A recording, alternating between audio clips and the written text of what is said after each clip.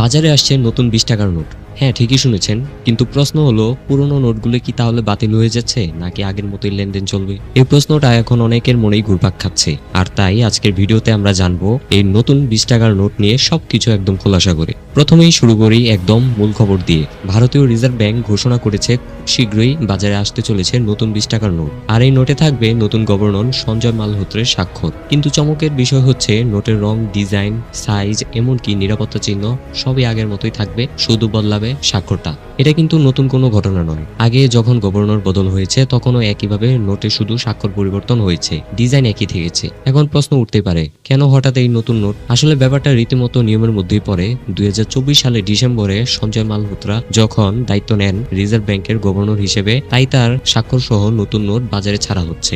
এটা এক ধরনের প্রশাসনিক ধারাবাহিকতা যা বছরের পর বছর ধরে চলে আসছে।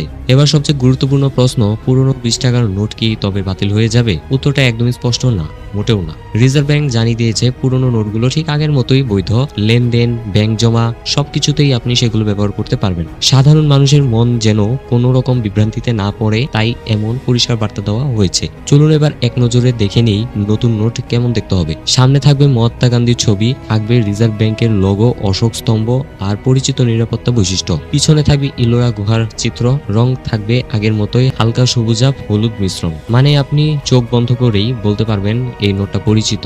শুধু ছোট্ট একটা পরিবর্তন, নতুন গভর্নরের স্বাক্ষর। বাংলা দিনমজুর থেকে শুরু করে চায়ের দোকানি, রিক্সা চালক থেকে স্কুল পড়ুয়া 20 টাকার নোট আমাদের সবার জন্য গুরুত্বপূর্ণ। তাই এই নোট নিয়ে যদি ভুল ধারণা ছড়ায় তাহলে বিপদে পড়বে সাধারণ মানুষ। রিজার্ভ ব্যাংকও সেটাই মাথায় রেখে এমনভাবে এই পরিবর্তন এনেছে যাতে কেউই বিভ্রান্ত না হয়, আতঙ্কিত না হয়। তো এখন আর আপনার কোনো দুশ্চিন্তার কারণ নেই, পুরনো নোট ঠিক আগের মতোই চলবে, আর নতুন নোটটা কেবল স্বাক্ষর পরিবর্তন হয়েছে, ব্যাস এতটুকুই। এই তথ্য যদি আপনার ভালো লাগে তাহলে লাইক দিন, শেয়ার করুন, আপনার বন্ধুদের সাথে শেয়ার করুন, আর অবশ্যই ইউটিউব চ্যানেলটিকে সাবস্ক্রাইব করুন।